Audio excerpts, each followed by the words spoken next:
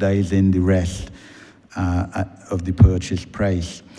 I believe that previous administrations from both parties have not set aside enough money in the estimates to cover this. And in many cases where the purchaser pays in their subsidy to the government, whether it was to the land registry, previously it was to the Ministry of Housing, but the government didn't have enough funds to pay the balance, and therefore title was not conveyed. And just wondering, Honourable Minister, if you could speak towards this, what assurance can this Parliament give to these tenants who are looking to have their title conveyed to them in a speedy manner? Thank you, Member.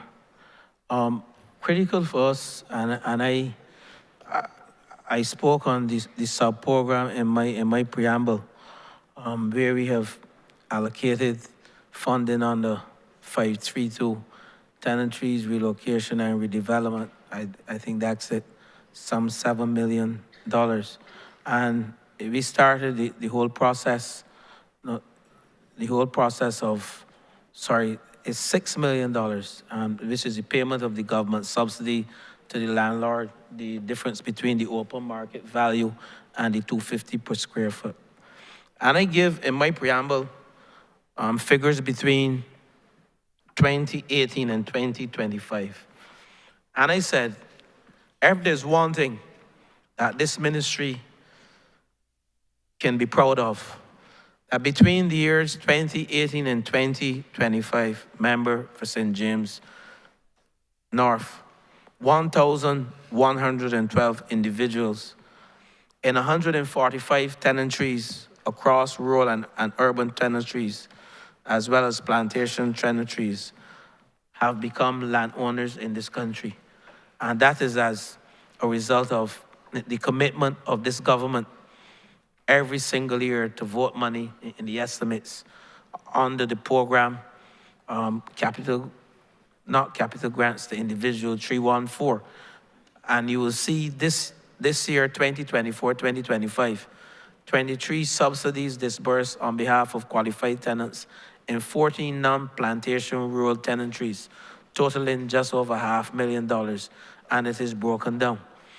From St. James to Christchurch to St. Peter, I can call them Reed Tenantry, St. James, Bartlett's Tenantry, Christchurch, Ashby Land Lodge Road, Christchurch, Millington Tenantry, Gibbons Bogs, Taylor's Gap, the Garden, that's down by you, sir, around the town, St. Peter, Fostet Village, St. Lucie, Art Gap, Melrose, St. Thomas, Lower Mount Stanford again, that's down by you, St. James, Clark's Road Tenantry, St. Michael, Hoddesdale, Smithland, Bridgecourt, St. George, Fairview, Christchurch,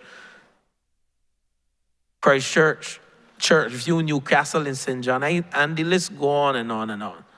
And we have allocated in the year, based on the progress of 2025, we are saying 225 persons have the opportunity to become property owners next year. And the disbursement of 23 subsidies means that these individuals will become property owners. So, Honourable Member, this government in 2025, 2026 will indeed again, and I have the figures here, 2025, 2026 figures, will see another 37 tenantries at just over $600,000. Persons will be given the opportunity through subsidies to own a piece of this rock.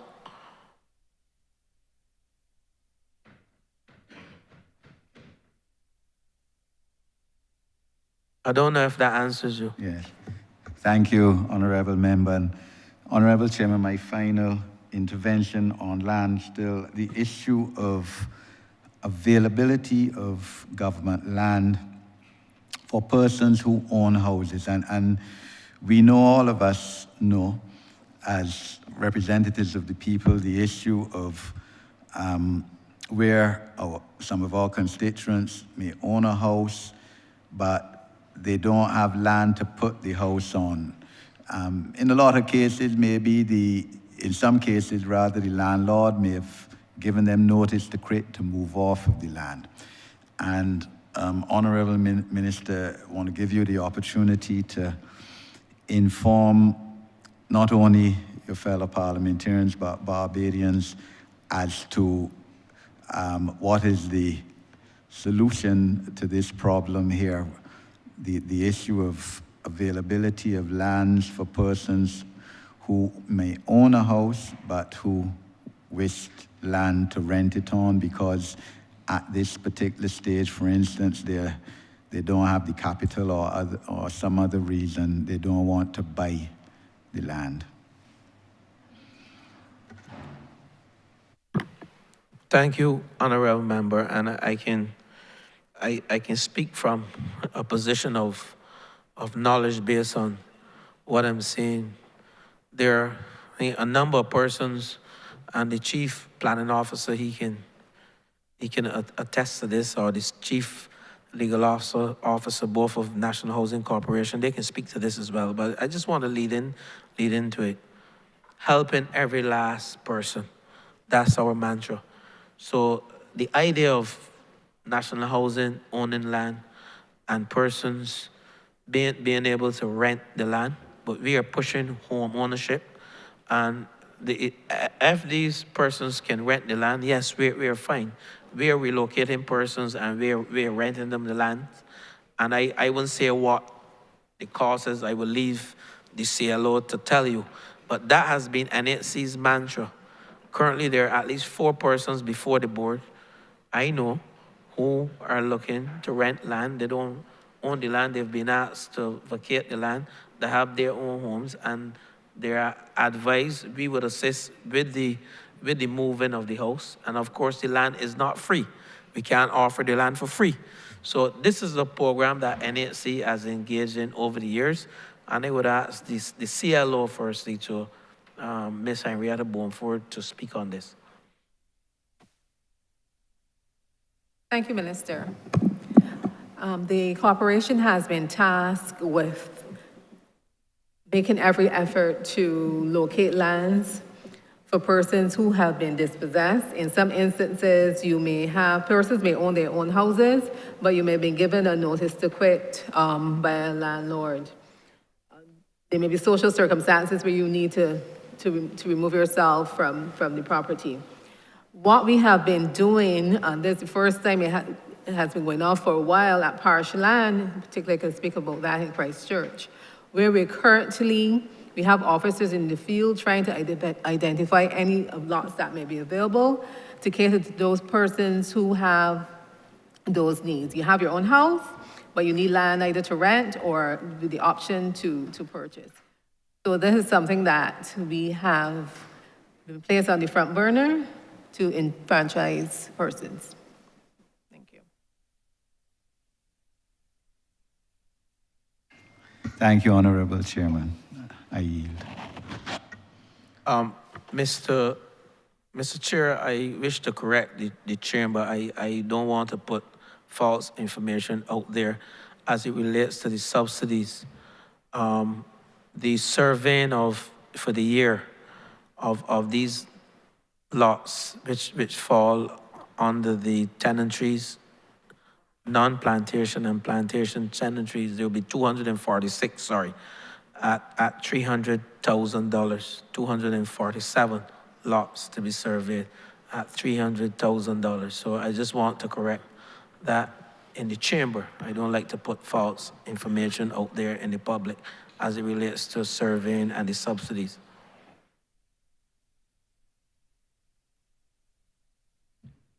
Thank you, Honourable Member for St. Michael North.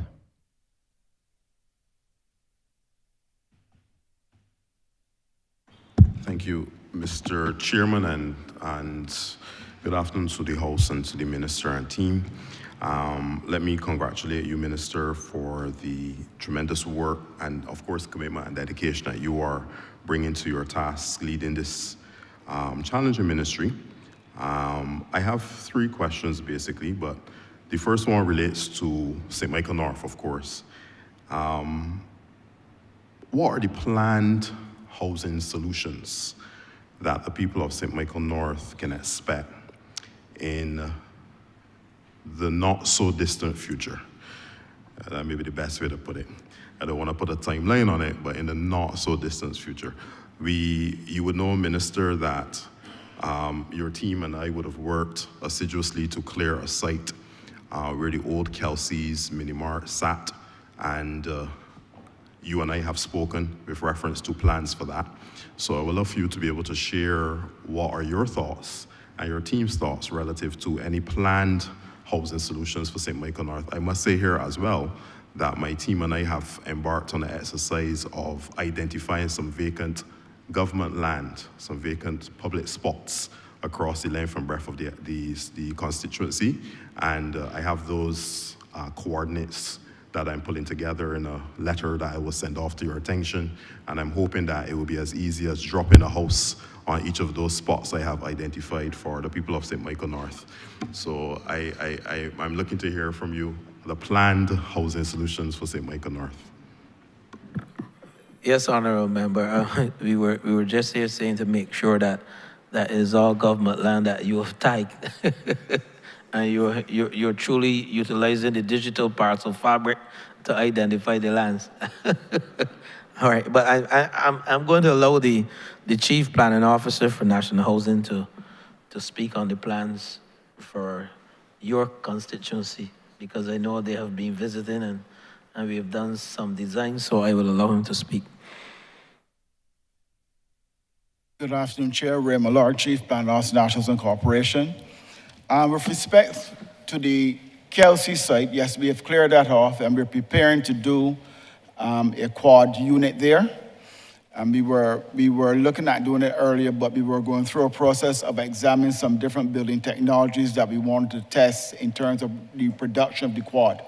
So we have looked back at that, and we should be sometime this week or early next be able to put that bid into the bonfire system, and we'll settle on the type of building construction that we are going to use. So we should be able to have that quad built. That is going to be similar to what you see at Allen's Court or the other areas around Barbados. So that one will be done. In terms of the wider community, well, not so much St. Michael North, but the whole of St. Michael, we are very much looking back through our land banks, our land system, to see what lots that are vacant. You have heard the minister speak to earlier about the vacant lots, that program that we're looking at, to see where we can acquire some lands or get some lands so we can do some housing. You would admit that those areas that you serve are actually fairly dense in terms of housing, and vacant lots are at a premium. So we're looking across that kind of band. The idea is that we think we should be able to impact on the housing needs in those areas using those areas. If you do find, you said, some vacant lands belong to the Crown, and we're certain they're the Crown's, we can always look at it and produce particular plans to meet the needs. Thank you. Thank you very much. I'm very happy to hear about the quad. Maybe if you come back in with my next question, you may be able to explain to the people of St. Michael North what the quads really are, and that may give them some more clarity. But beyond that, I'm grateful to hear that. And I have been working with Mr. McCollin directly on this particular initiative, so I have identified for sure government lands for you. So I'm going to be sending that list to you, Minister, in short order. My second question relates to maintenance again, and I know that we have discussed maintenance from the perspective of responsibility, if it is the National Housing Corporation responsibility, and in context where it may be the residents' responsibility. But I want to speak relative to what I consider to be urgent maintenance issues. Urgent maintenance issues. I still have within St. Michael North some residents who have asbestos present within their homes. I have persons who have significant structural issues. So we're talking massive foundational cracks, ceiling roof cracks, and people being flooded out when the rain falls, etc. And of course, we know that the estates are quite aged, so you would expect that there will be significant wear and tear on these buildings. But to me, some of these matters are a little bit more urgent than cosmetic. And I must say to you that there are some instances where we have mold that is obviously generating as a result of the moisture seeping into some of the soft stone and different things like that. So in my mind, I'm just asking, is there a distinction within the Ministry of Housing relative to more urgent maintenance matters, even if you want to call them emergency maintenance matters, and how are those actually dealt with from an operational perspective? When the client makes that request to you, how is it activated? Who assesses? How quickly are the assessments done? So not so much high level, but actually day to day, how are maintenance matters, especially of an urgent matter, how are they dealt with? Let me go straight to the Chief Estate Officer who dealt with a similar matter earlier today, and I'm going to ask him to expand or to repeat some of what he said earlier today. Mr. William Clark.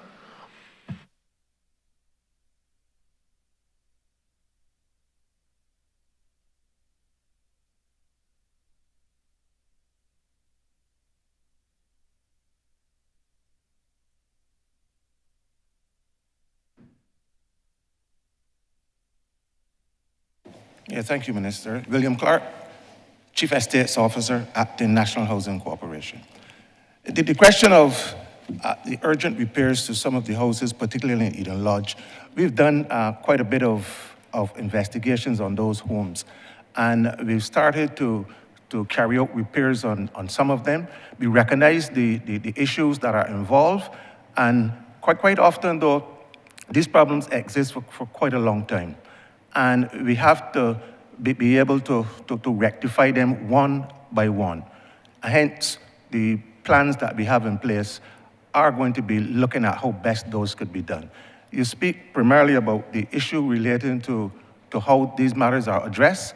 Well, once an issue is called into the contact center, we take that information and it is addressed, it is logged. Within 24 hours, 48 hours, someone will come out to assess the problem. And then having done that, we look to see how we can prioritize the repairs to that particular issue. We are aware that there are some of those houses that are very old in that area. We are aware of those problems, but we also recognize too that there is a bit of issue in relation to some where it is not possible at the moment to be able to carry out repairs, particularly in the plumbing area with some. For example, to repair those plumbing issues, it would mean we put old pipes onto new pipes, and that has been a problem. So right now we are looking to see how we can work that out by starting to replace the entire plumbing structure so that in due time, you will not have those repairs being degraded. But we are aware of the problem. Yes, we are working assiduously to get as many of them as possible done, but of course it's going to take some time. But we are working to have that rectified. Okay, thank you very much. And I must congratulate and thank as well Mr. Padmore from your team, who has been doing a lot of work within the estate, the Eden Lodge estate in particular, and obviously improving and upgrading the circumstances of the people who live there. So thank you for the hard work that you guys are doing in that regard. I note your 24 to 48 hours in terms of an assessment after a calling. So my people are going to be happy to hear that quick turnaround time when it comes at least to an assessment by one of your members. The last question, Minister, relates to the electrical upgrades. You spoke about it in your intro, and I want to give you the opportunity. What was missing from your delivery so far on this particular point would have been timelines. Now, I know that this project has been going on for quite some time, and I have across not only my Eden Lodge estate, but of course in the Grisettes area in particular, I would have written to you guys very recently at the beginning of this year to make note of the fact that the Grisettes estate housing units have not benefited from the electrical upgrade project or program as yet. At least in Eden Lodge, many of the units have already been converted fully. Some of them are pending. Many of them are pending. So I would love to know where we are relative to those two estates and how quickly can the people of Grisettes be able to be beneficiaries of at least the beginning phases of the electrical upgrade project. If you have any general timelines relative to these two things, I'll be very much appreciative. Before I hand over to the Deputy General Manager, Mr. Roger Ward, I I would say, looking at our estimates here and the plan from NHC, Grisettes, which is a 1957 estate, you have some 240 units. To tell you that we'll do all of these units, we have budgeted to do in this year 664 units, and you are part of that 664. But I would allow Mr. Ward to speak on the rollout plan. But I can see here, year 2025, 2026, was that a 1957 estate, 240 units, and the cost to upgrade your units are $1.92 million, and the total cost to upgrade the 664 unit is $5.312 million. I would love to accomplish all. This NHC has been budgeted $9 million from the consolidated fund in the estimates, and 3.5 of this relates to sewage upgrade and electrical upgrade, and the other 5.5 goes to the operations. So let me ask the Deputy General Manager to come in, and if he wants to add on what I said earlier, he can do that. So over to you, the Deputy General Manager, Mr. Roger Ward. Good evening again to the House. My name is Roger Ward, Acting Deputy General Manager. Thank you for your query, Honourable Member. With respect to Eden Lodge, we are in the process of completing the electrical upgrades there. Of the 353, I think we've completed 312. The other 41 are currently under the works of the contractors. And with respect to Grisettes, Grisettes is scheduled within the finance period 25-26. Actually, we have it scheduled as long as the first tranche of the funding is made available in April. Those works will commence in April. I cannot promise you that all 240 can be completed by the end of the financial year, but we will do our best to address as many as we can. But certainly, we have not forgotten Grisettes.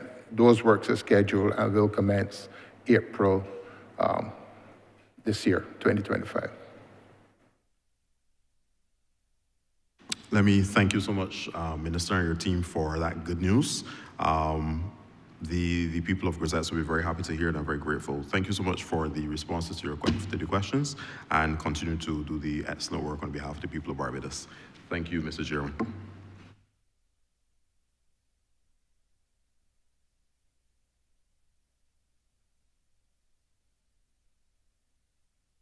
Honourable Member for Christchurch West Central. Thank you, Mr. Chair. I hope, Minister, that by the end of this conversation, you'll be able to show Barbadians the multifaceted nature of your ministry, what I would call the diversity of your ministry. And I want to go straight in your land administration and modernization program, which speaks to you using geospatial technology, geospatial science, in order to map not only land spaces, but allow other departments, private sector, to be able, using an efficient new technological system, to be able to do the business and realize their business. The use in geospatial science is well-renowned. Geographical mappings along with identifications. I think that it is very modern, very breakthrough, and it allows my ministry, for instance, the NHD, EPD, the Ministry of Health, and the QEH, in terms of allocating mappings for staff, is using emergency purposes, the postal services, a whole gamut of persons and departments. I want you to be able to explain to Barbadians how this new technology and this new program that you have had in your, that you have initiated in your ministry, how does this advance your work and advance the work, obviously, of other departments, whether private or public? Thank you. Minister, you are now going into the technical side of the ministry, and I know this is in your, what we will term in the country, in your briar patch. Deal with the member for St. Joseph would understand that term. When you go in somebody briar patch, that's in the bosom, and the member for St. Thomas as well, in the briar patch of this ministry, and we recognize that there are several geospatial initiatives, GIS initiatives that have been implemented, including one that you have benefited from recently within the Environmental Protection Department, the Derelict Buildings and Vehicles Reporting app. It is a mobile app that can locate, pinning the location on a digital map. You can use a voice note or type in directions to this location. And the users were able to input photos to supplement their submissions. And you were able at EPD to respond, to find these vehicles and also the derelict buildings.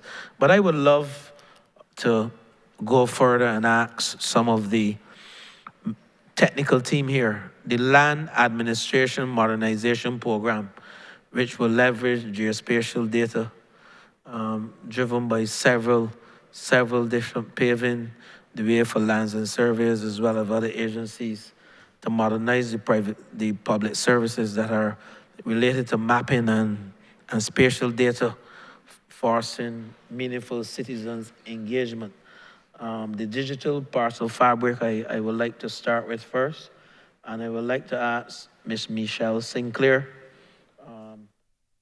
land surveyor within the Office of Lands and Surveys, to speak to us on some of the geospatial work that they have done.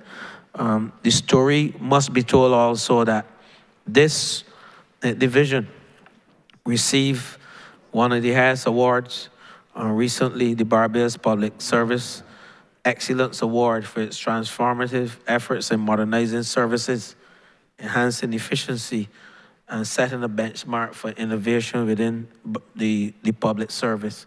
So I would like to invite Ms. Michelle Sinclair first, and then I would ask Mr. Paul Cullimore to speak on the Barbados Building Identifier to educate the public and this chamber on the good work that is being done by the Lands and Surveys Division, not only for them, but for the public service and for the wider Barbados. So over to you, Ms. Sinclair.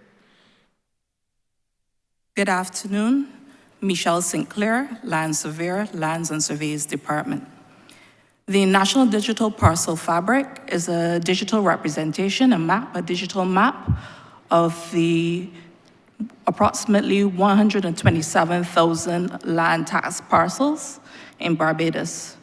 The project was conceptualized to support the modernization of land management and to improve the collaboration between agencies by allowing us to integrate the land-related databases.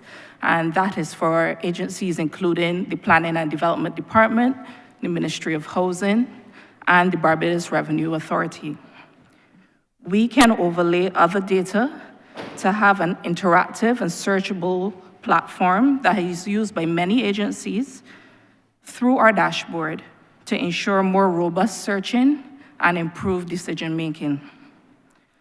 For the parcel fabric to maintain its value, data must remain current and reflect changes in our landscape due to subdivisions and development. And so the Lands and Surveys Department has sought to incorporate maintenance of the parcel fabric into our current work program moving forward.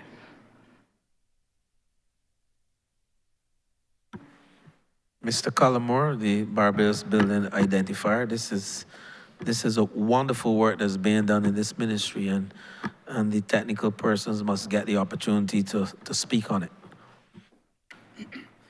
Good afternoon, everybody. Paul Collymore, Manager, Information Systems, Lands and Surveys Department. The Barbados Building Identifier is a homegrown application that has mapped every structure, and we have assigned it an alphanumeric 6-digit building identification code.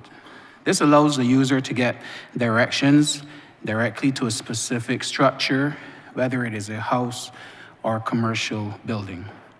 This works somewhat like sending a Google pin, but you don't have to be tech savvy. You don't have to have a smart device to share your location or any other location.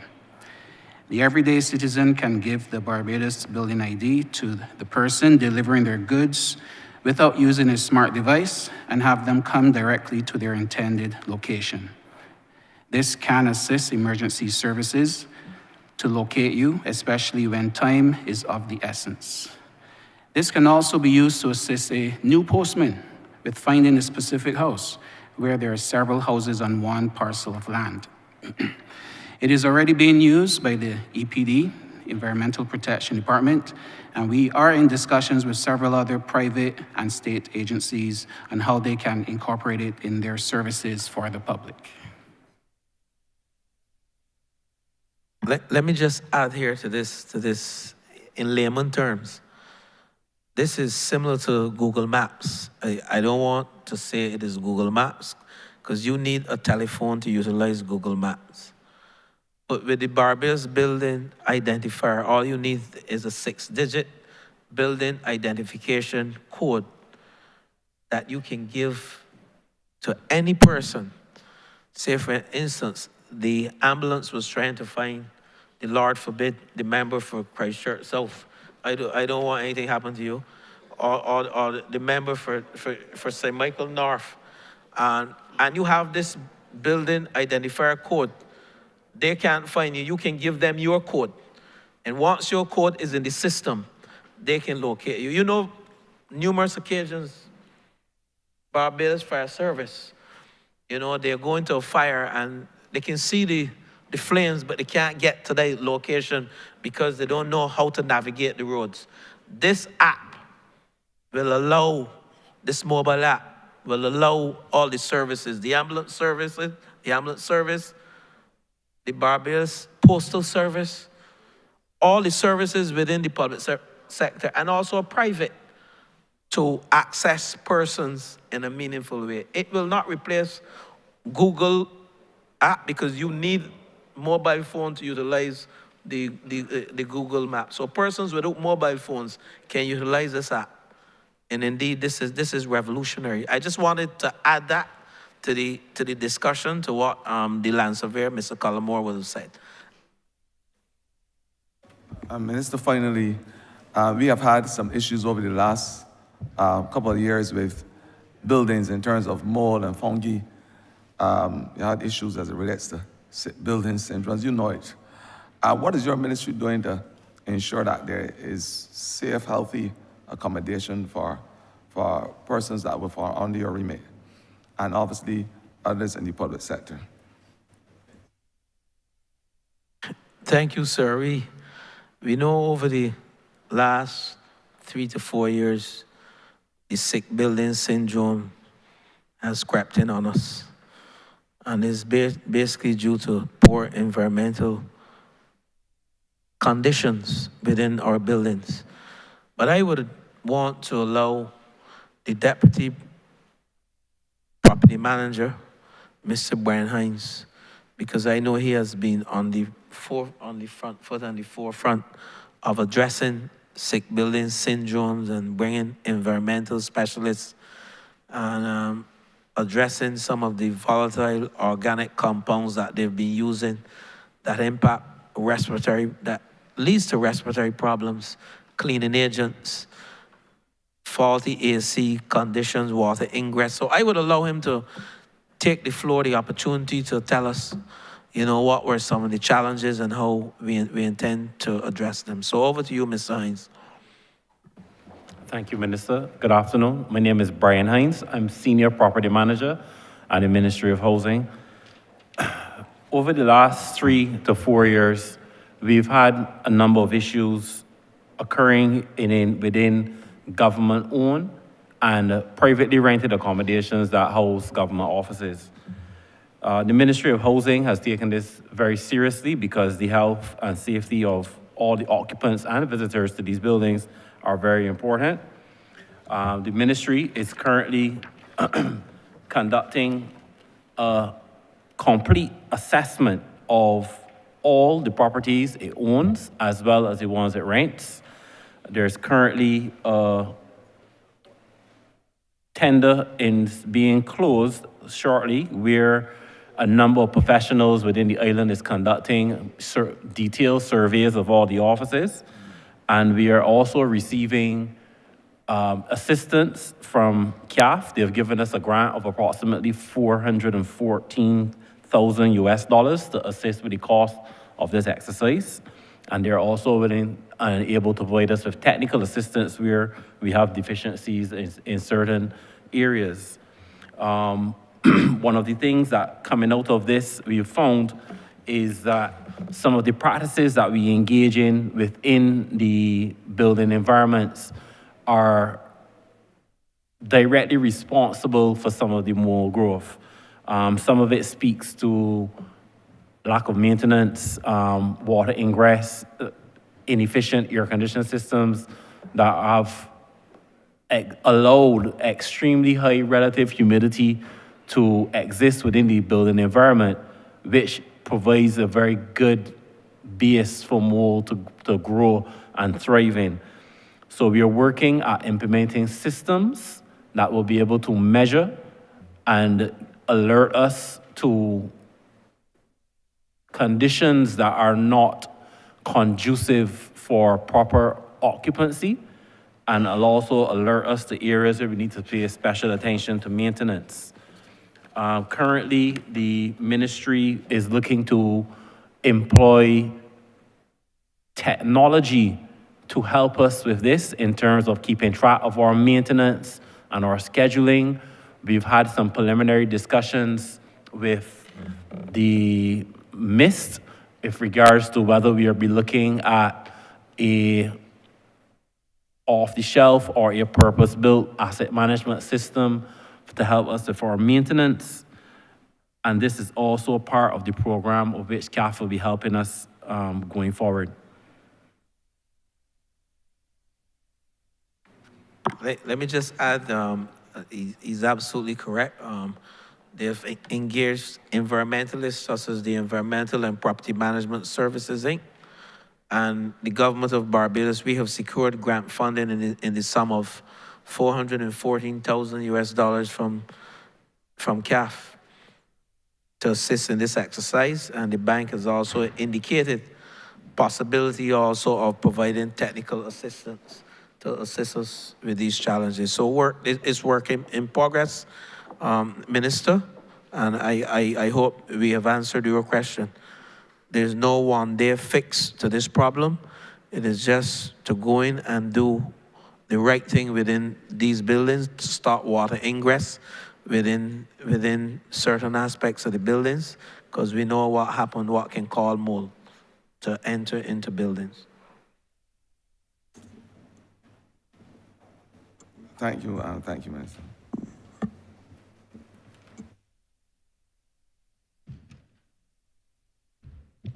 Honourable Member for St. Philip South. Thank you, Chair. Good afternoon to everyone.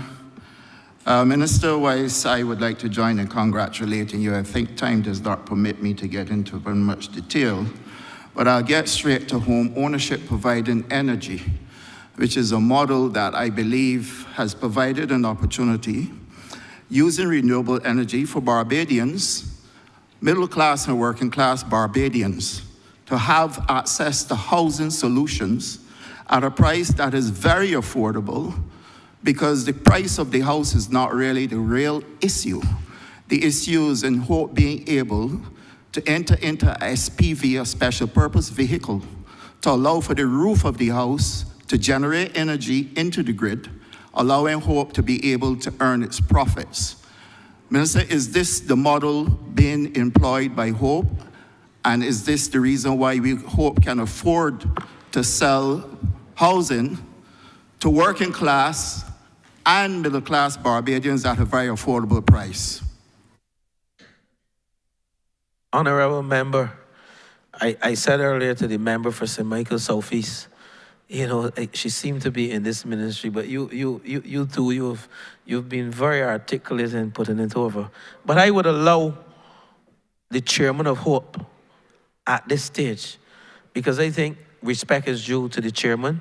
Those whoever else don't want to respect him, they can choose not to, but respect is due to the chairman to tell the country and articulate the process which will lead to ordinary Barbadians owning their home. I have done it, and perhaps the honourable member for Christchurch South wants to hear from the chairman of Hope, and I will allow him to speak at this stage. Over to you, Mr. Colin Scaife. Thank you. Colin Scaife, Chairman of Hope. So just to touch on something the Minister mentioned in his opening remarks, the identification of 550 acres of land. That's the start of the pipeline for Hope. That equates to 28 sites around the island, which will be developed in a progressive manner going forward. The idea with those, and if I just take you through a few of the ones which we're active on right now. So Concordia St. Philip, infrastructure's installed. We're now completing the conveyance of the land to Hope from NHC, and that will be being launched in terms of sales in the coming months. Collerton St. Lucie, also well advanced in terms of infrastructure. This will also be coming to the market in the foreseeable future. We've also identified other priority sites that the government would like us to move on: the relaunch of Paul North, Gingerworks Branchbury, and the Lower Burney site that was mentioned earlier. In addition to those, we have Guinea St. John, Ebenezer St. Philip, and Searles Christchurch. So these are the priority sites that are going to be coming through the process, whether it's planning approval, infrastructure design, infrastructure construction, but it will get through to a point where we have the ability to execute mortgages. And when the Minister talks about the industrial process is the ability to use the mortgages to finance the construction through stage payments. So that's the plan moving forward in terms of expansion of Hope, and this will be floated into the other 25 sites that are becoming made available to us from government.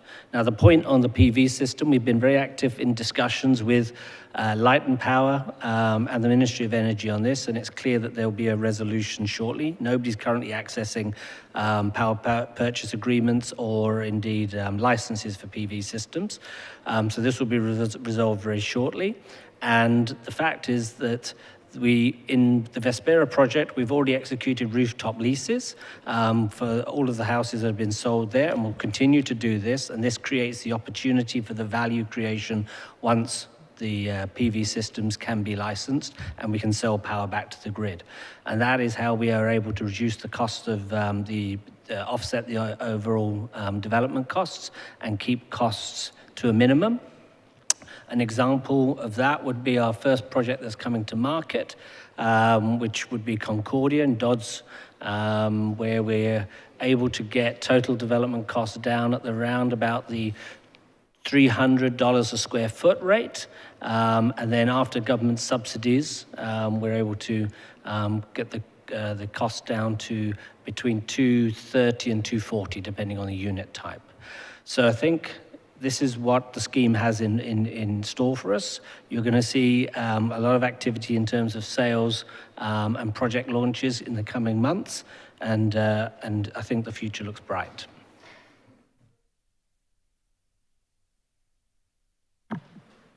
Thank you, Chairman Scaife.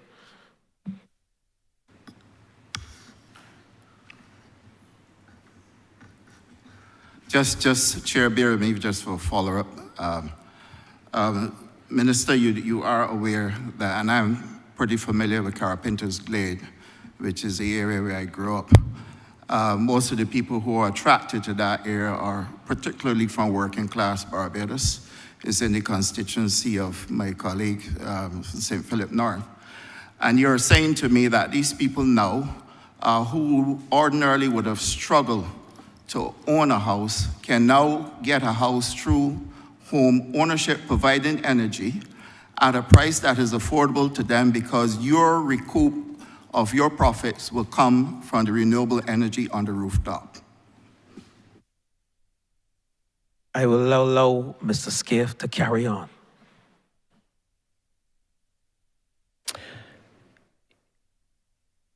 Yes, that is the model indeed. So if we think about the cost of the infrastructure and the land, then the PV revenues in the future are compensating the government over a 20-year lease to recover not only the cost of the PV, but the land and the infrastructure. So that's that revenue stream.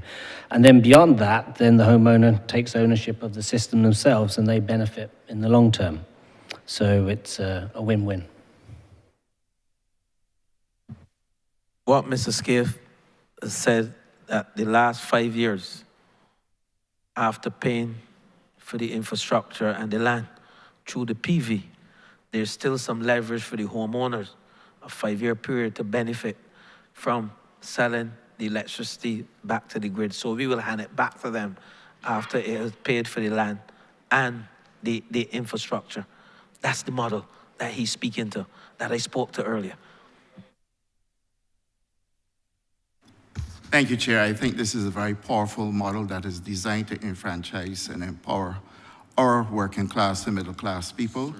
It is an ingenious approach to housing, and I really commend the Minister and his team for such a project.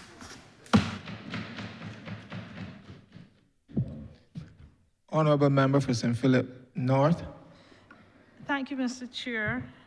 I'm going to get right to the point, as always. In considering the time, 3 questions. Which order?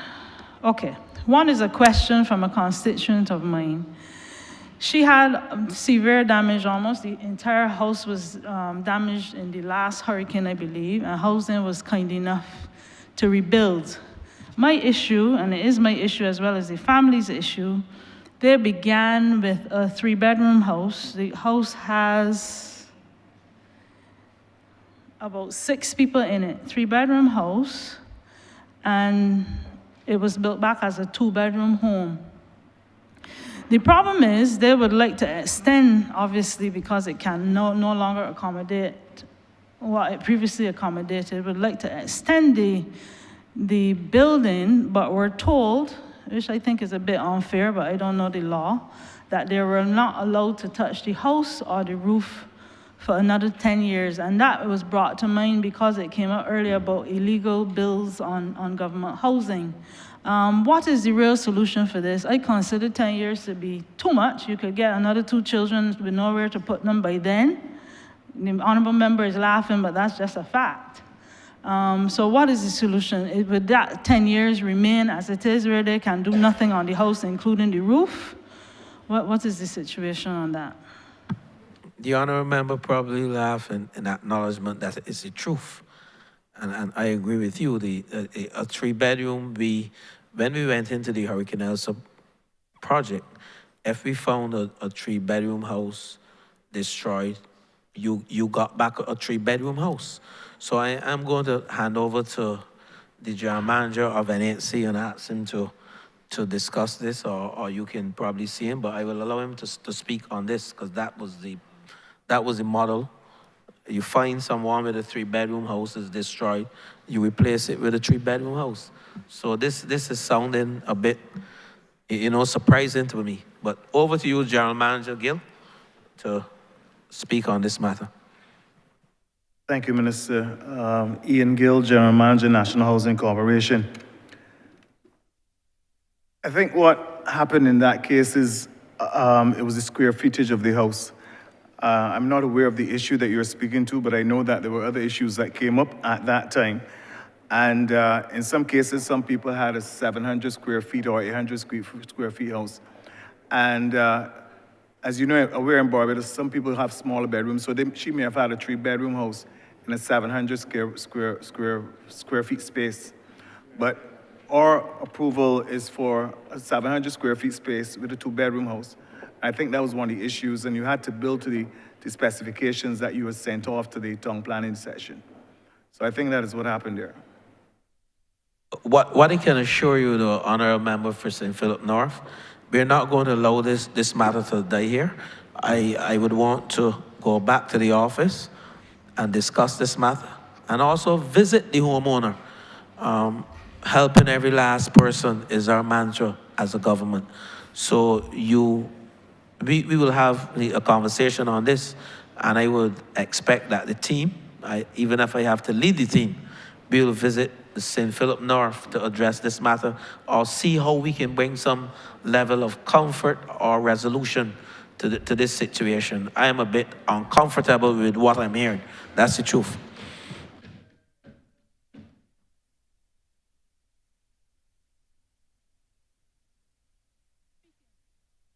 You know to whom you're speaking, so I will definitely follow up with you on that. It's on the same footprint as far as I can tell, but I think to hold somebody, and I use the word ransom for 10 years, not being able to adjust the household is a little bit, I don't want to use the term ridiculous, but I will, ridiculous. My next question is surrounding, and I think I came up with this before, and everybody else has too, the prospect of housing put in aside areas for emergency housing. Thank you. I know you're happy to have me ask for emergency housing. Question arising not only from those who had problems at home and really want to have their own roof, but recently, and you may not remember, but I have brought it to your attention, the environment in which we live now, we are seeing a lot of homeowners losing their homes because they cannot complete their mortgages. I have more than necessary, more than I need actually in St. Philip North. And one in particular obviously was asked to move. His income is not enough to buy a house as yet, but his income is enough to have a, well, regular house in terms of regular income, but he had enough to purchase a low income. He went ahead of me, of course, and it was told to him, and I can't use this as any proof, that there was space for a particular unit that he was willing to pay for. But when I called, that was null and void, and after that, I could do nothing for him. And you know how the MPs are blamed for these things. Going forward, what is our plan for emergency housing, short-term housing, if you will? Very good question, and you know, we have met on numerous occasions within the last, I would say, 6 months, because we recognize with the number of fires that we are seeing, please, across Barbados, persons being displaced, we don't have enough rental units.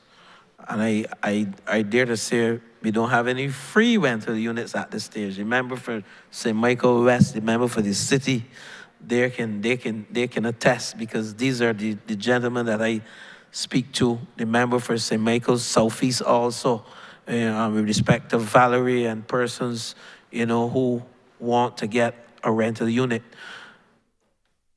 Emergency housing though, in our view, and the member for St. Michael's South, he can speak to this, the social scientist in the room and the member who has responsibility for that ministry. Emergency housing relates to emergency, not to go in and spend 5 years, 10 years. Emergency when you have an emergency.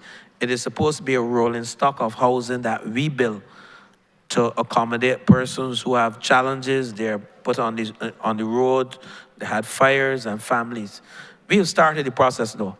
We have just acquired Warwell House on White Park Road. And the member for the city, you will not get all. It's emergency housing, even though it is in the city. Persons from St. Philip who had a fire and who wish to be relocated temporarily until they can, you know, make their way, we can utilize World House. In addition to that, the Ministry of People Empowerment and Allied Affairs, the two permanent secretaries and the chief property manager, along with the ministers, we have identified some lands, and I would allow the chief property manager to speak, and then the director of emergency housing, Ms. Kelly Hunt. So over to the chief property manager first, because we have to allow people to know what is happening within the ministry and who the officers are that are indeed championing the cause on a daily basis for the working class people and everyone in this country. So over to the Chief Property Manager. Before you respond, officer, I'm asking you to, all of you, including the officers and the honorable members of parliament, to be very precise and direct with your responses, as we have to accommodate a number of other persons who wish to speak, so we have to keep it extremely tight. Thank you.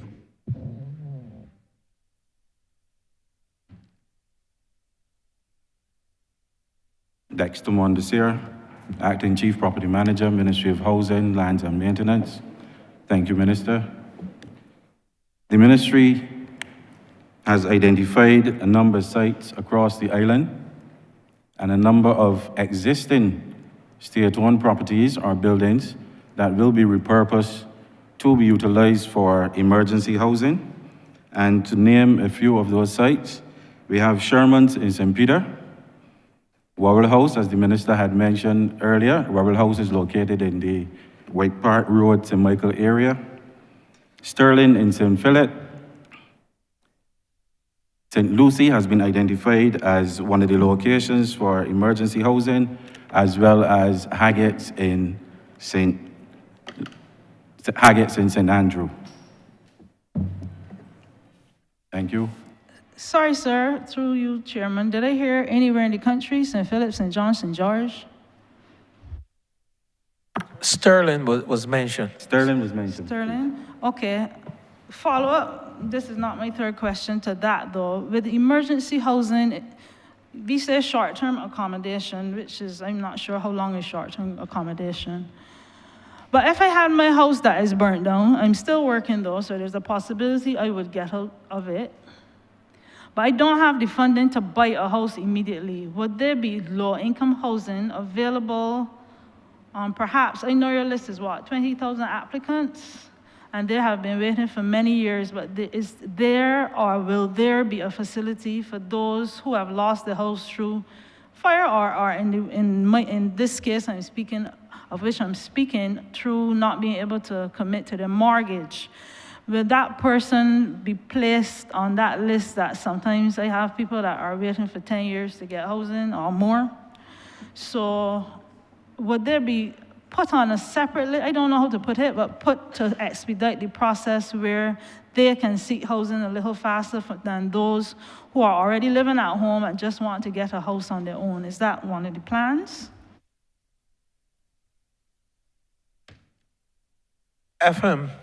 If I'm hearing you correctly, Honourable Member, you mentioned someone whose house is burnt down and they're looking to not acquire the house immediately, but to get some form of rental until they can acquire the house, but they are working.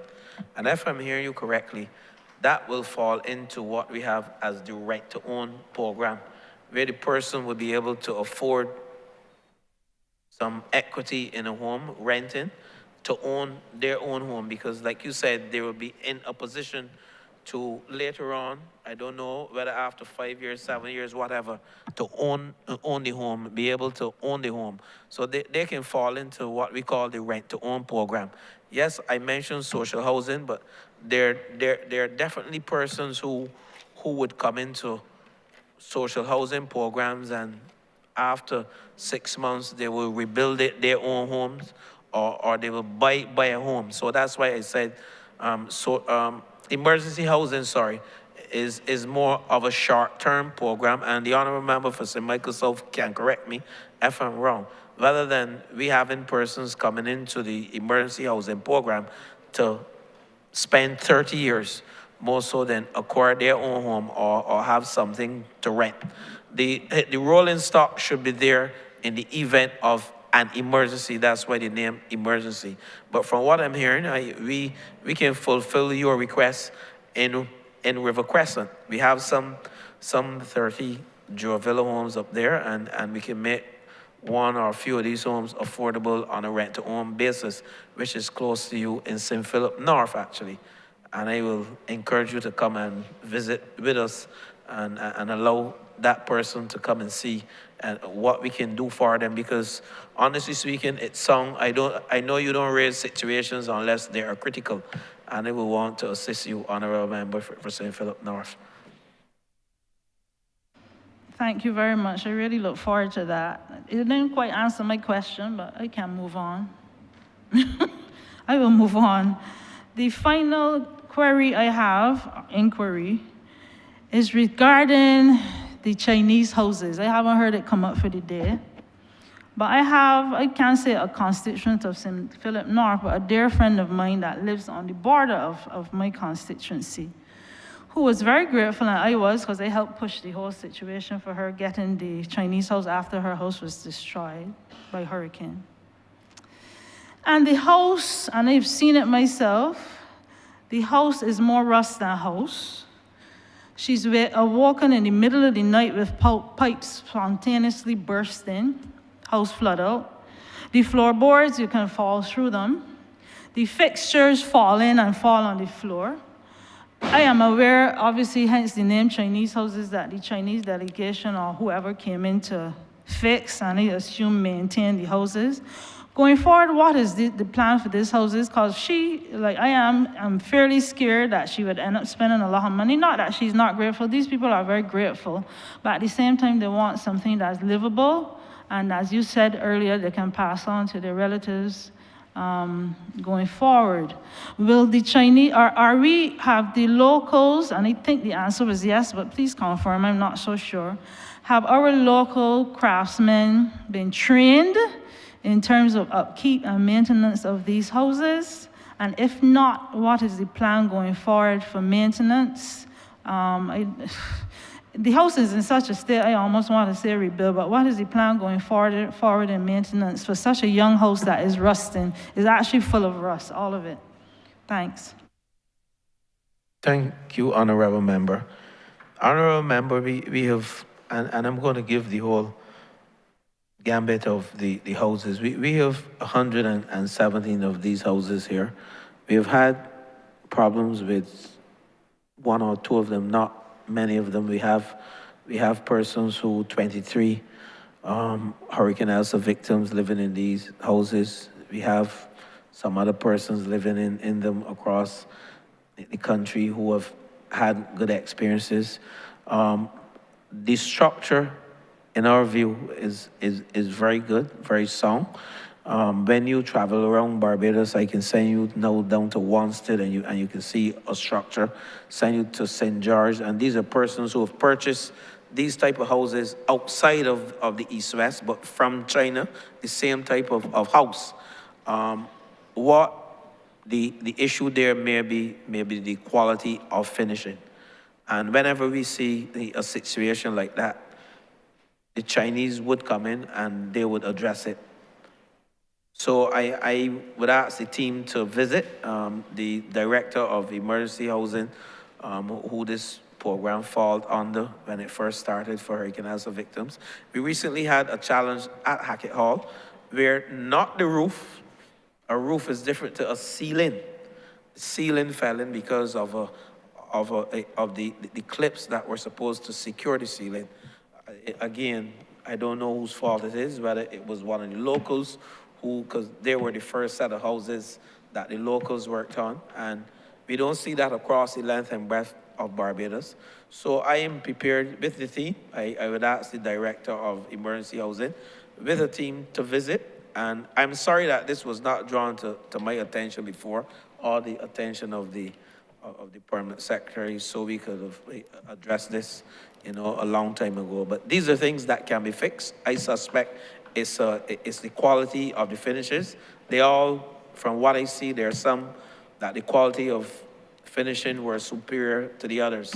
And these are some of the things that occurred on this project. I spoke on it, and some members may say, I am the poster boy, like they want to say, but I am not the poster boy. I understand engineering very well, and I understand structures, and I can tell you when a structure is poor from when it is sound. has nothing to do with the structure. It has to do with the quality of the finishing. And if we have to change it on behalf of the tenant, we will do that. So again, I have two things to address for you. And we'll do the audit. We did one on the houses at Haggett Hall, and we also did one on the houses at Solaris Court, as well as the houses at Coconut Hall. And in my view, these houses are good houses for the ordinary man. And they have been built certainly at half the price of $650 per square foot. And they are serving a purpose. The fire victims from Wellington Street, the 5 families, they're happy. The Hurricane Elsa victims, member for St. Michael Southeast, they too are happy. Most of them are comfortable in these houses. And I will make sure, Honourable Member, that we address this problem for you frontally. And if the finishes are of poor quality, we will have those finishes changed, those fixtures and cladding or flooring boards changed. Thank you, Honourable Member. You've made at least 3 promises to me today. I just want to say, ending with respect to the Chinese houses, it's always well and good to say that who is happy and how many are happy, but as everything else, that's what makes news. There's always the set, and she's not disgruntled. The truth is, the walls of the house are actually rusting. I've seen it myself. I go there every month or so. The walls on the outside are actually rusting. The floorboards or whatever it is made of is loose. But I look forward to your engaging. I'm always willing and ready. It's not too far from where I work. So any time of day, just let me know. I thank you. That brings to the end of my, well, not all, but most of my questions. Thank you, Mr. Chair. Honourable Member for St. John. Thank you, Chair. 3 quick questions, Minister. 1, the whole project at Pool, can you provide some information in relation to the status about that? Because they have a lot of small people running around in St. John taking videos and posting them. You know about that? So for clarity, just when the restart is to be. I'll allow the Chairman of Hope to speak on that, but the restart is very soon, so I will give him the opportunity to speak on it. Thank you, Minister. So we will have a draft conveyance from Res Life for the transfer of that land to Hope by the end of the week. The planning permission's been secured. So with those 2 major milestones achieved, we'll be able to restart infrastructure with a view to a sales launch very shortly. The Honourable Member for Christchurch South, did you hear him? Okay. Okay, you didn't hear. Okay.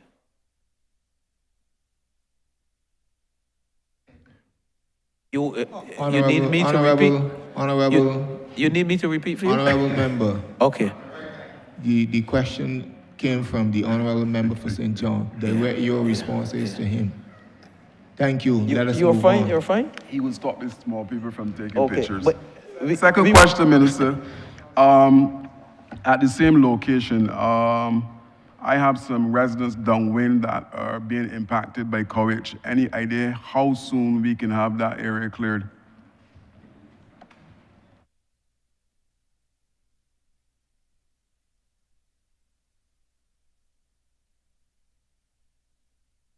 You're speaking with, sorry, I was distracted. The same Hope project, Minister. Okay, the clearing. I will allow Mr. Skiff to speak on Hope. Sorry. Sorry, I didn't catch the question. Okay, there's a lot of overgrown grass, including coverage, that is impacting residents. I need to have the area clean. Can you say how soon? Okay, thank you for alerting us. We'll get somebody straight onto that. Thank you. I said thank you for alerting us. We'll make sure that's dealt with immediately. Minister, my last question is in relation to the 2 areas that were identified when I was at the ministry for urban development. one in Sherburne, the other one in Cherry Grove. Can you speak to the possibility of these two areas being developed? Mr. Lord, in the interest of time, Chief Planning Officer, please.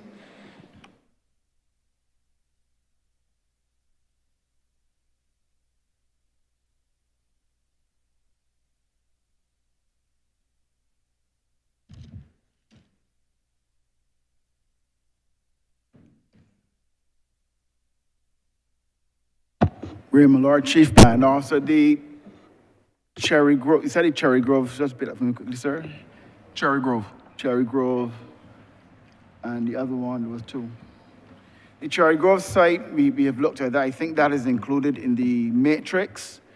As well, we include that in the matrix for the land acquisition.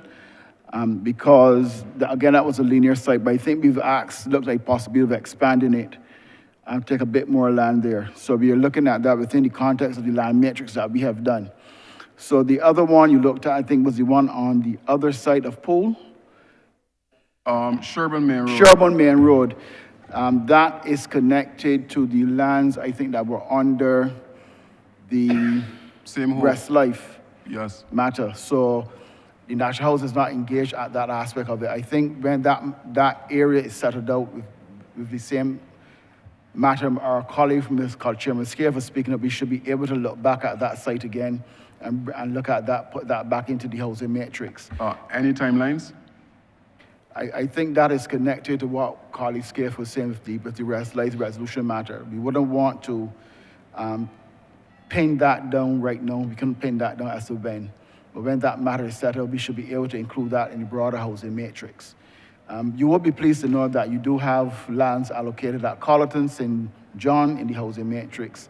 And we're also looking again at a smaller parcel and the area of Gall Hill again to look back to add some more lands to St. John in the housing matrix. All right, thank you, Chair. I yield back. Honourable Member for St. Peter. Thank you very much, Mr. Chair. I am conscious of the time and will say that I'd like to engage, not now, but I'm going to say it publicly because my constituents were really expecting to hear something about it. I'm a little bit confused as to the matter of transfer of units. I have a small, comparatively small estate in Maynards, and I know that there are a number available for transfer that have not been transferred, and I like, not now, but to know what is happening with the others that are eligible for transfer to the residents who really want to have possession of them. The question I have relates to 6 Mines, and while my constituents believe me, they have expressed that they would like to hear from either the minister or one of his senior officers to receive some kind of information as to what the process is likely to be that will allow them to realize something that they've been dreaming about since the early 1970s, something that is affecting their ability to develop themselves and their relatives and take ownership of the lands that they've been on. So we just want, and I say we because I speak on behalf of the residents of 6 Mines in this regard. We want to have some kind of information, not through me this time, but directly from the horse's mouth. Thank you, Honourable Member. This tenantry falls on the National Housing Corporation and not the main ministry. And while I have some knowledge of it, I would allow between the Chief Planning Officer, Mr. Raymond Lord, and the Chief Legal Officer, because I know work is being done. I think they're at the stage of surveying, and I would allow them to let you know the timelines. So over to the Chief Planning Officer and the Chief Legal Officer. I'm not sure which one will go first.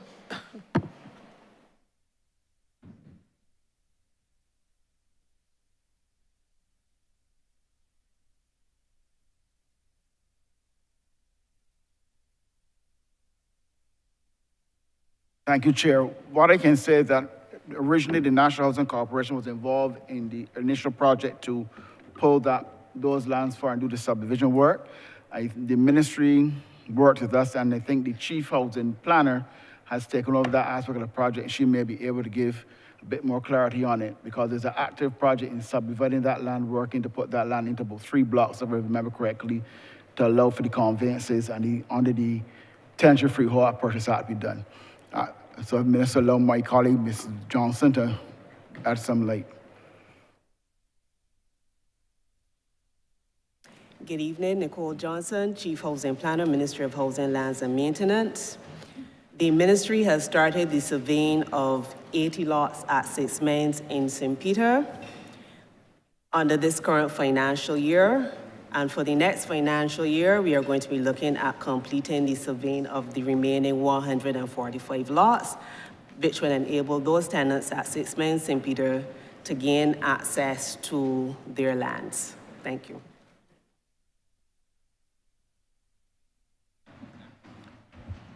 Go ahead, Honourable Member. I guess you're fine. So thank you very much, and I'm happy to hear. I just want to be clear on the information. 80 lots have been surveyed so far, and there are 145 more to be surveyed. Is that correct? Yes, correct. 40 are currently in progress.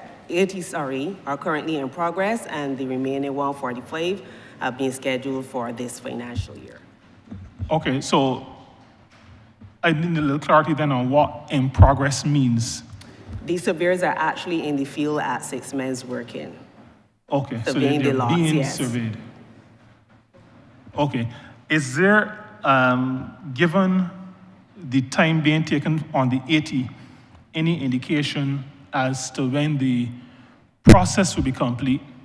And the other part of that query would be, is it the intention of the ministry to await the entire survey before work begins on conveying property? The 80 are expected to be completed by the end of this financial year, and no, as soon as those plans have been received, we will forward them to the National Housing Corporation so that they can start the conveyancing process for those persons. Thank you very much. Thank you very much, Chair.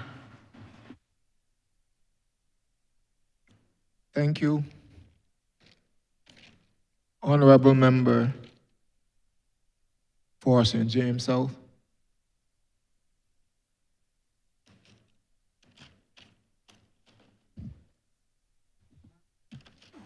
Thank you very much, Chair. I have just one question, as a number of my questions have been answered already. And it was to get specifically about Haynesville, the government units there. I believe when you were answering earlier about the process for releasing them,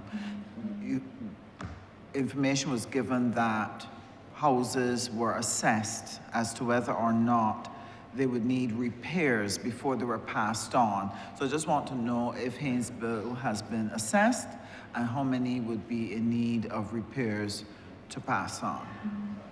Let me assure you, yes, they were assessed, and I would allow the Deputy General Manager who spearheaded that project. I know Haynesville was part of the pilot project that the structural assessments were done, and a report has been submitted, and I would allow the Deputy General Manager and also the project manager, who's the chief engineer within National Housing, because they would have assessed the report. I have knowledge of the report, but I would allow them to speak.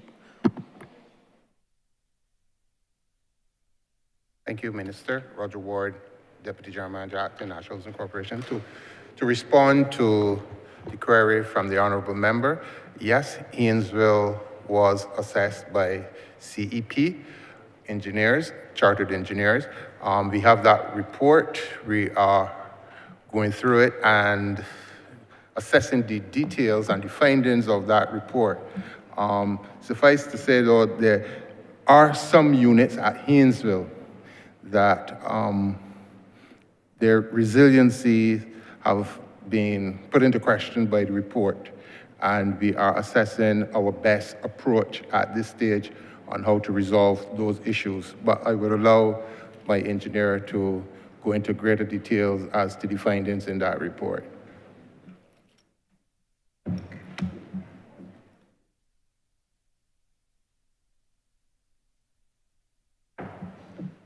Good afternoon, Dwight Thornhill, Project Manager at National Housing Corporation.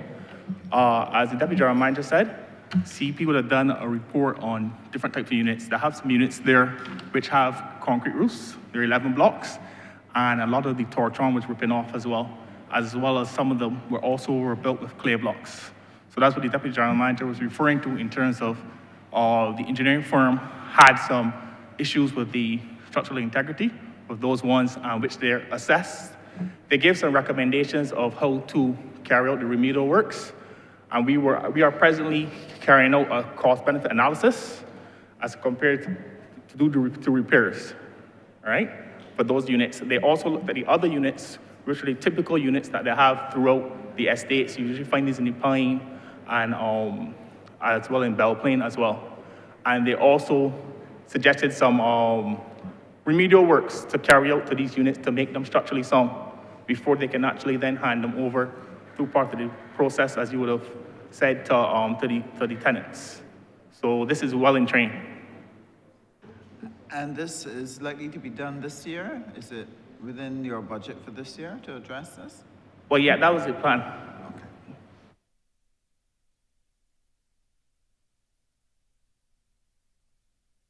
Honourable Member for St. Michael South Central. Thank you, Chair.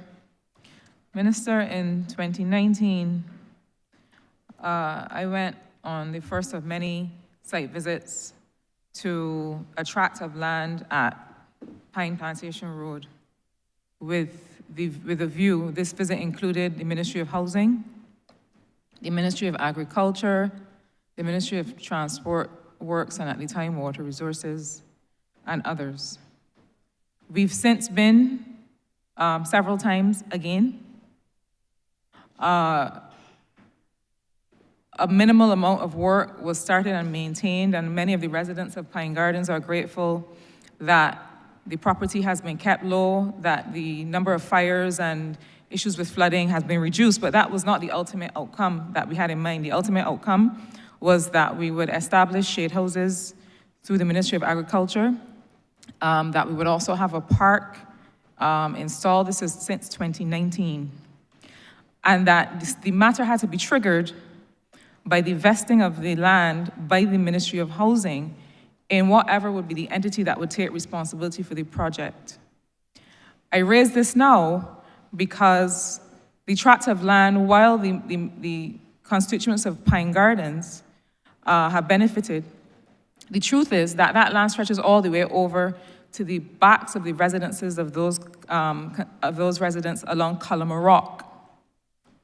You will understand that constituents feel that there might be two St. Michael South Centrals because one set of residents has gotten relief and the others, their property is not being maintained and there's no long-term plan for how people in Cullimer Rock are going to get relief from the overgrown land. The fact is that there's a Health Services Amendment Bill before the Senate right now that's about to be passed that says that we all need to be responsible for the land that we own and for maintaining it. And I would hate to see that the government of Barbados and the Ministry of Housing is breaking its own law. Can you give us some insight on what is happening there, please? There are two things there, and I will allow the Permanent Secretary to speak on the whole aspect of the transfer or the vesting of the land in the right authority with respect to the shade houses. But you're right, we have to lead by example, and constantly we are looking at ways in which we can, identify our land. Sometimes I must say to you, there are some areas of Barbados where, I am happy that the digital parcel fabric is in place now so we can identify all of our lands, but we have to find a way to maintain our properties. And if we have to put a charge on ourselves for that, then that must be done to let us know that we have to keep our properties and lead by example. But the whole aspect of the vesting, I would allow the Permanent Secretary to speak to you on that, because he has thorough knowledge of that vesting and as to when or why it wasn't vested. So over to you, Permanent Secretary. And I'm not throwing him under the bus, just that he has the knowledge. Thank you, Minister. Nikki Smith, Acting Permanent Secretary, Ministry of Housing. The question asked by the Honourable Member is a valid question. We have been a little swamped to get things done. The area at the Pine is to be surveyed so that it can be vested in the BADMC for the particular purpose of having the shade houses put in place. And this is one government entity to another. I would actually like to suggest that because we have been a little slow does not stop the process. In fact, the BADMC, we can have a discussion with them so that they can start placing the shared houses so that when the surveying is done early in the new financial year, the lands can then be vested.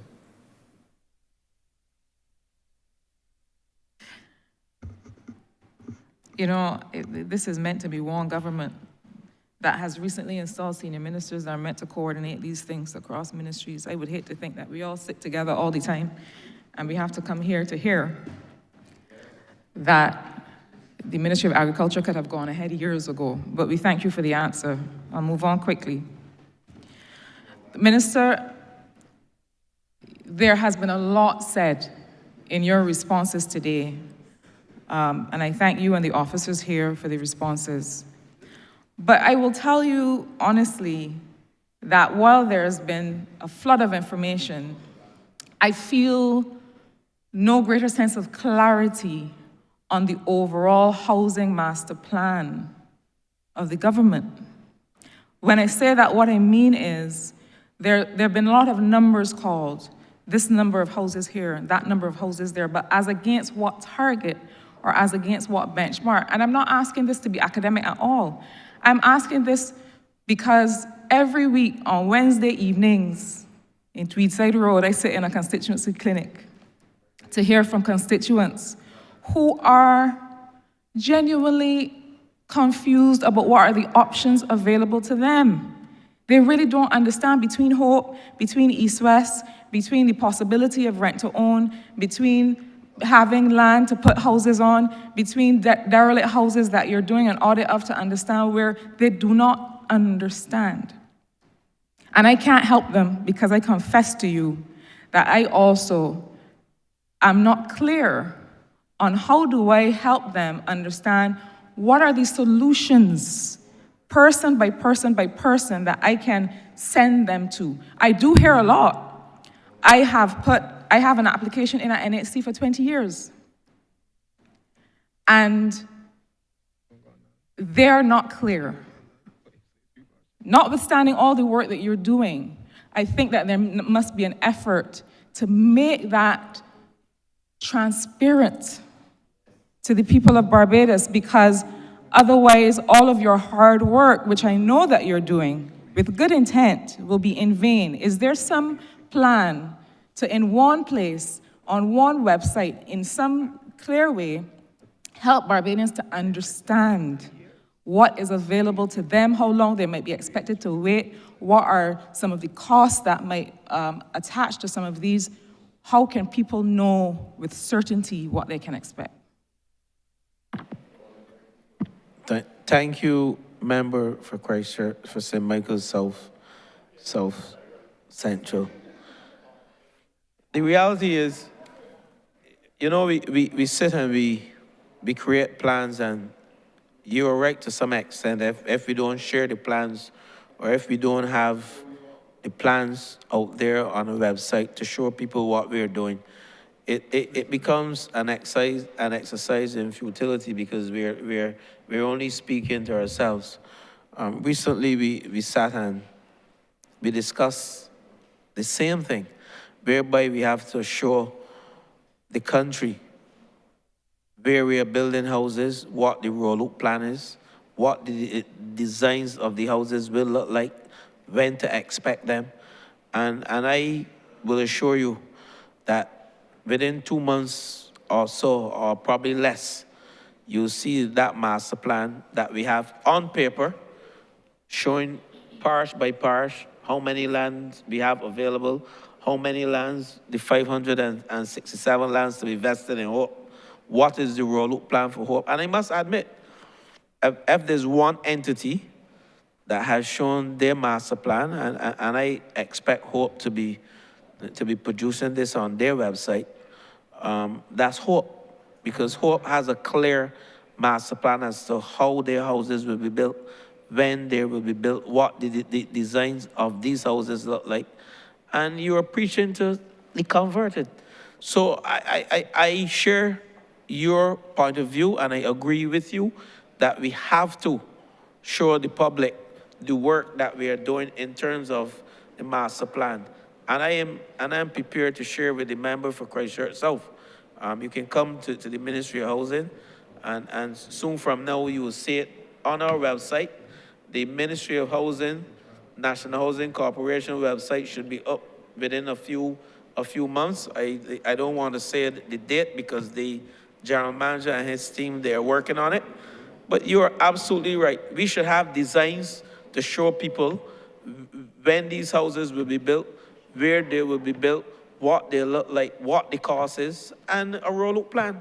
And you're absolutely correct. And that will happen. That is what we're working on. Not just aspiring to, but working on it.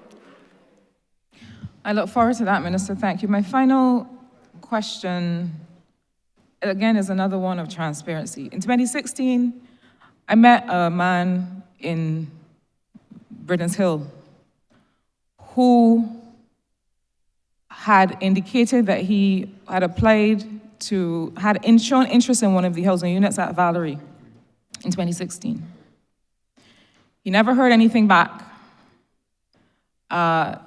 People have moved in and out of the units, several units, including many people from outside of what I would consider the immediate catchment area, including people from areas that boast of having some of the largest housing estates on the island.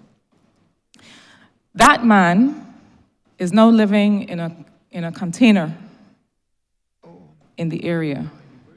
And thanks perhaps to the kindness of the management eventually of the NHC, who intervened when the officers of the NHC, probably because this is a matter of policy, having discovered that he was living there, flagged to have him removed from the property. Now, this is a man who is, for all intents and purposes, now homeless, having applied 9 years ago to live right up the street from where he has lived for many, many years and where he grew up.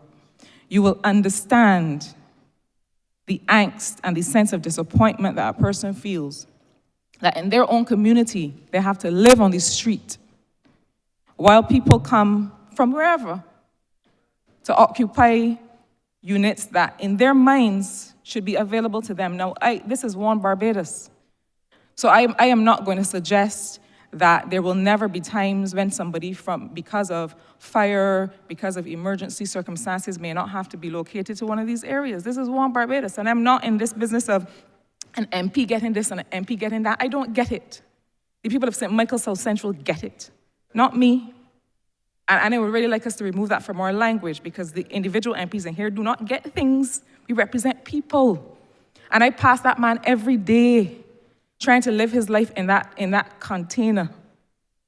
Many years ago, he made an application, and since then, people from all about, by a process that I confess to you, I do not understand, end up permanently in those units. Can you shed some light on that for me?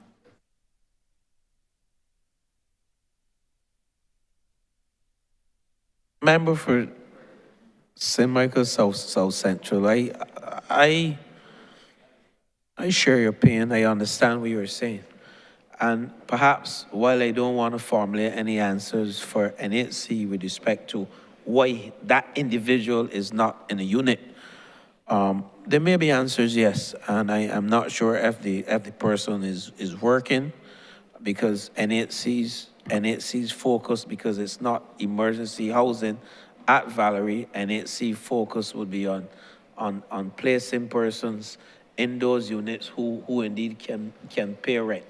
While I understand where you are coming from, and I would be first to raise my hand to say this gentleman will be accommodated at, what's the house name? Worrell House, because that seemed to be an emergency housing issue, because Valerie is rental units, and indeed I know NHC has failed to collect their rent over the years.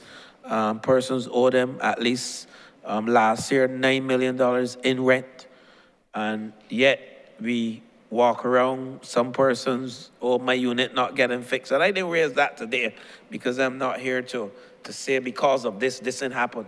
But at the end of the day, we must be able to be in a position to be self-sufficient, and if not self-sufficient, reduce the losses of $9 million. That's why Hope was formed, because we recognize that NHC has been losing money, failing to collect rent, but yet persons living free. So at some point in time, NHC has to say to the public, I am placing persons in these units that were built for $27 million at $651 a square foot. We have to recover some of this money.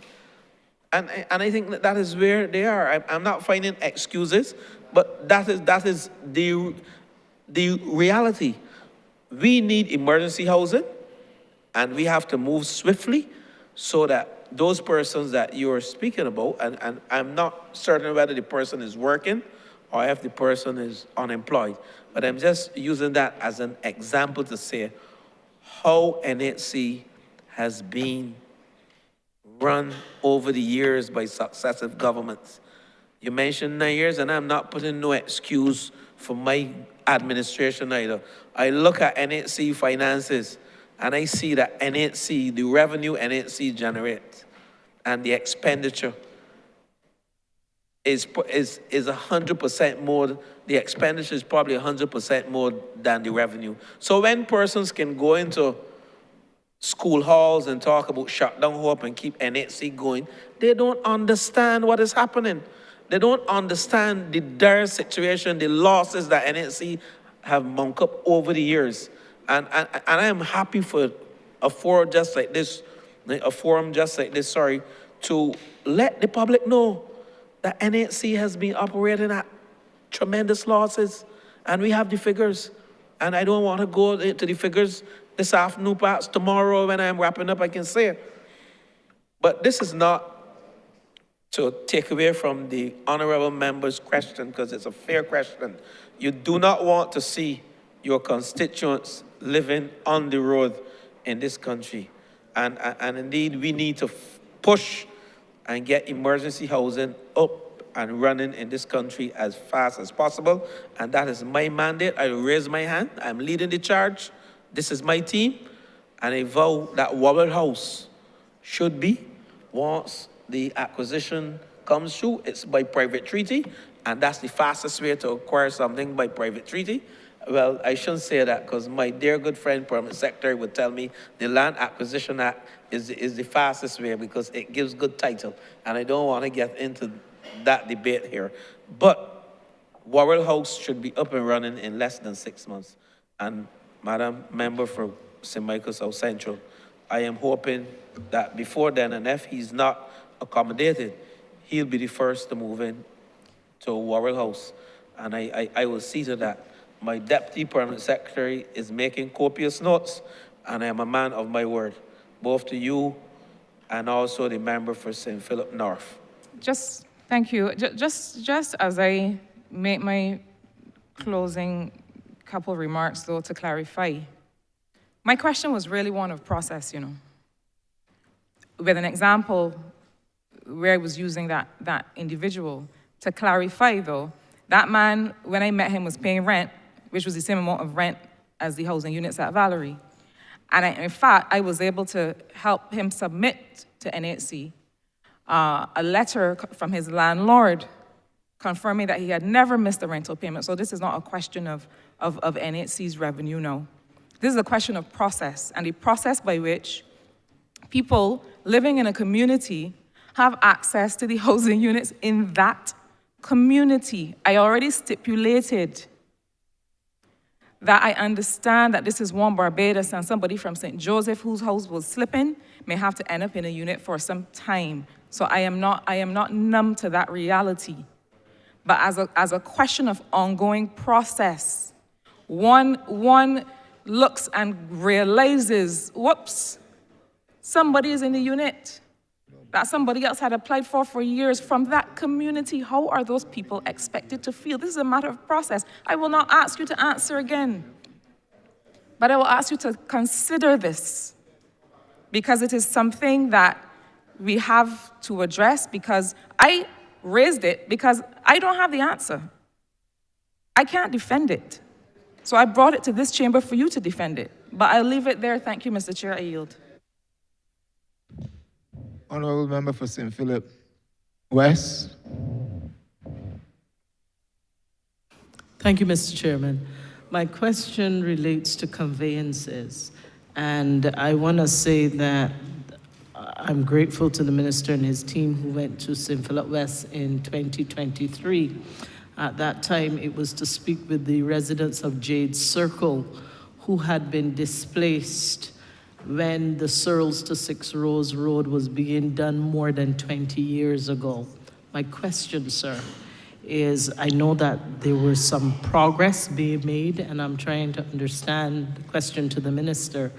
When might the people of Jade Circle expect to be able to have those conveyances? And when can we expect that process to be completed, given the meeting in 2023?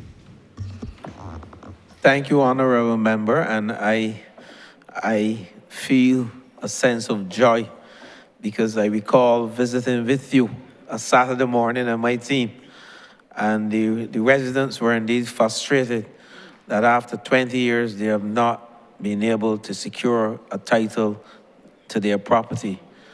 What I can say to you at this stage before I allow the Chief Legal Officer to come in, we're at a stage of discussing pricing with them, and the good news that all of them have been offered a discount for the fact that they've waited so long, and they're at a stage now of signing and handing over title to them. And I would allow the Chief Legal Officer to come in. This should finish before the end of the financial year 2024-2025. So over to you, CLO Bourne-Ford. Thank you, Minister. Yes, indeed, we have started working on transferring title to persons in Jade Circle.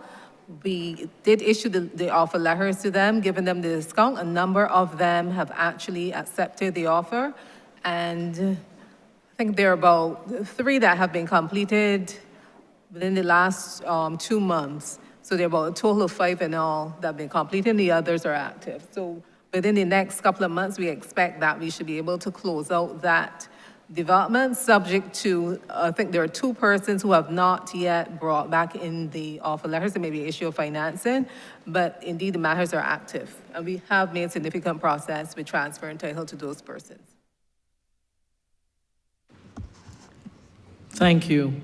Mr. Chairman, my second question relates to a number of the residents of St. Philip West who, while I say thank you for those persons who were displaced because of ELSA, who have been, their situation has been addressed, my question is with regards to when can we expect the rest of those residents, some of whom are still living in temporary shelter, when can we expect that the rest of the ELSA, persons displaced by ELSA, will be addressed? When can we expect that situation to be addressed?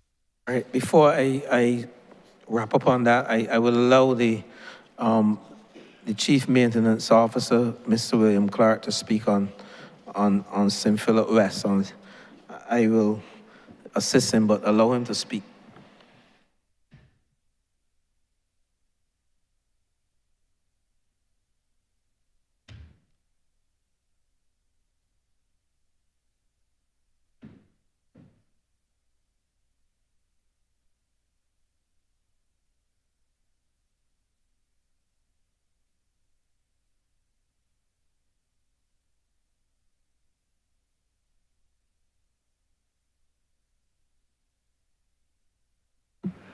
Thank you, Mr. Minister. Again, William Clark, Chief Estates Officer, National Housing Corporation. The Hurricane Elsa program, which the National Housing Corporation had engaged in, saw us fixing 987 solutions. 265 houses were repaired, were rebuilt, 503 were repaired, and we had a situation where 217 persons were given materials. To date, 241 repairs have been completed. 503 repairs have been completed. And certainly, we have assisted those 217 individuals with materials. When we look at what took place in parish by parish, if we go to St. Philip, what's that again? St. Philip West. What's happening at St. Philip West? Just give me St. Philip West. We have for St. Philip West, we've had 90 rebuilds that were affected. We've completed 87 of those rebuilds. We have 3 that are in progress. With respect to the repairs, if you give me 1 second. We have for St. Philip 124 repairs were engaged in works, and 124 of those are completed. For St. Philip West, we had 21 of those repairs are completed. With respect to houses that have not had any work done on them, we have been, in recent times, experiencing a number of challenges with the legal issues with some houses. And I say that to say this, that there are areas where we have not been allowed to go to carry out work on properties, because in some cases, a sister does not allow her brother to have access to the property. Brother does not allow his brother because he wants it for his siblings. And that has been some of the major issues we've had. We have recently been looking for properties for these ones.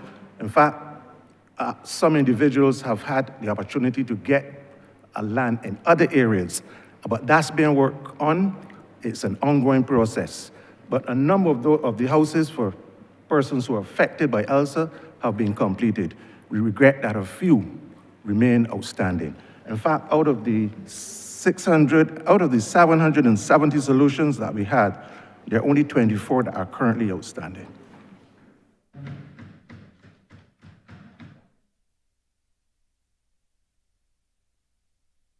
Member for St. Philip West, I at my notes, and I heard there's only 1 rebuild left in your area. And again, the challenge would have been landlord-tenant issues and the lack of housing where we can put these persons.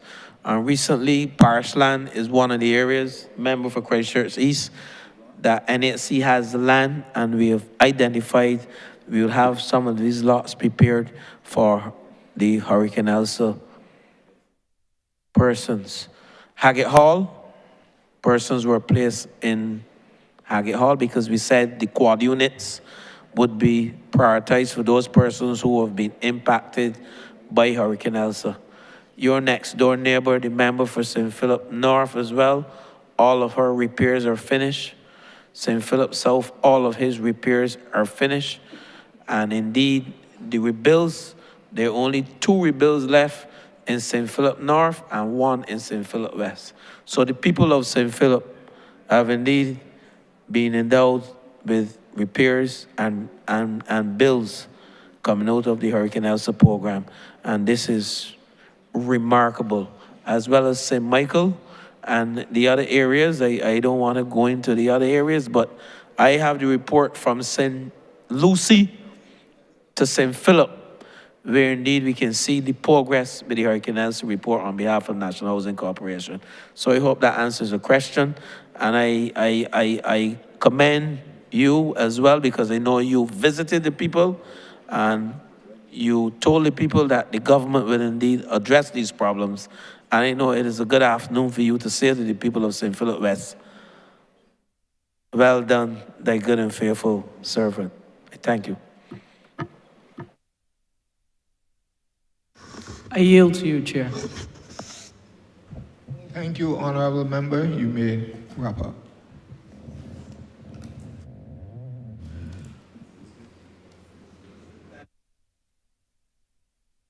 Thank you, Mr. Speaker, Mr. Chairman, sorry. Mr. Chairman, let me just say that this year's budget, again, was prepared with a clear and decisive plan in mind for addressing the long-standing housing challenges.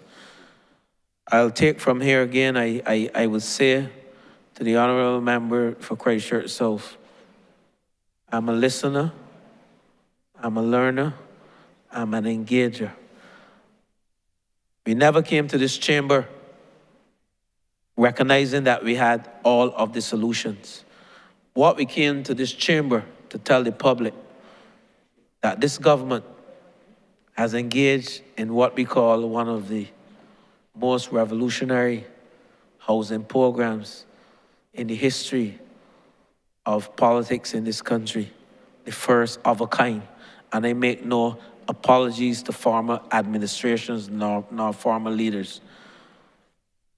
We have, I heard the member for St. Michael Sophie saying it, 9 years ago, her constituent applied for a housing unit. What extended 9 years ago is probably a more dire situation now 9 years after in terms of the number of persons who have demanded housing. And if we look at the record over the years, with 20,000 applications, and you're building 756 houses in 10 years, and then you have a housing stock as Asian as what we have from the 1940s, we are in a dire situation as it relates to housing.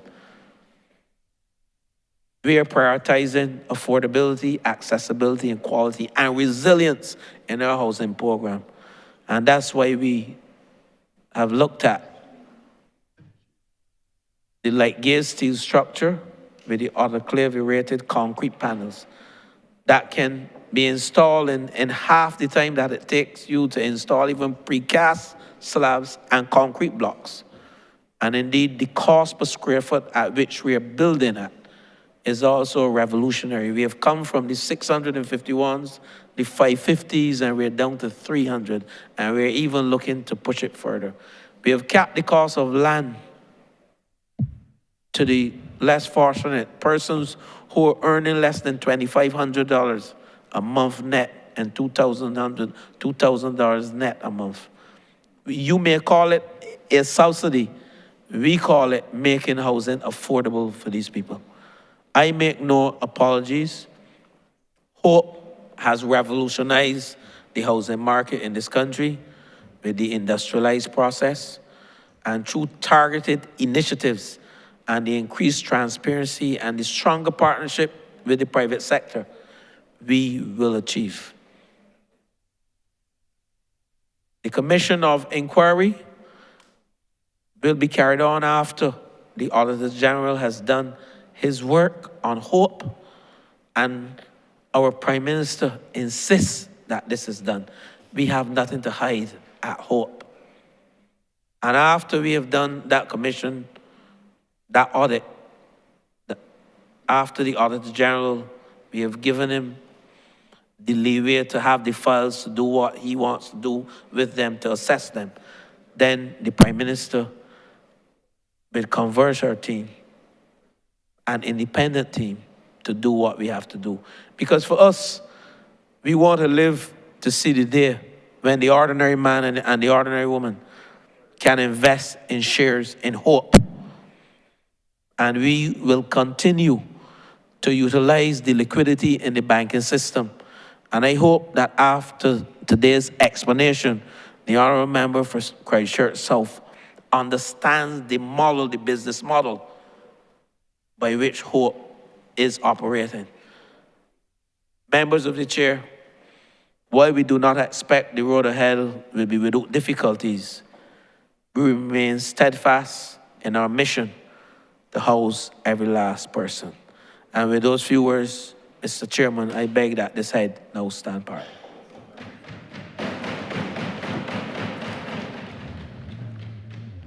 Honourable Leader of Government Business.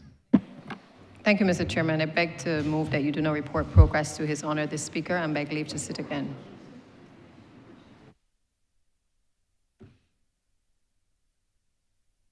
The question is that head 93 stand part. All honourable members in favour, you say aye.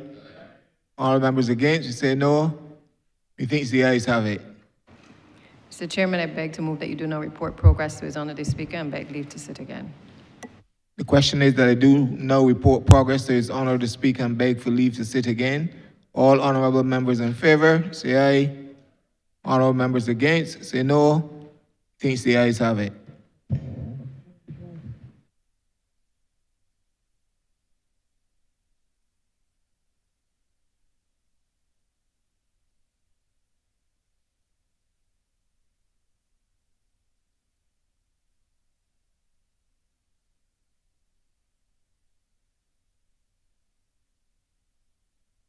Has reported progress and requests leave to sit again. Honourable Leader of Government Business. Thank you, Mr. Speaker. I beg to move the suspension of the House until tomorrow, the 5th of March at 10 a.m. Question is that this Honourable Chairman be suspended until Wednesday, the 5th day of March, 2025 at 10 a.m. in the forenoon. All those honourable members in favour, please say aye. Those against, please say no. Me think the ayes have it. This Honourable Chairman stands suspended until the 5th day of March, 2025, 10 a.m. in the forenoon.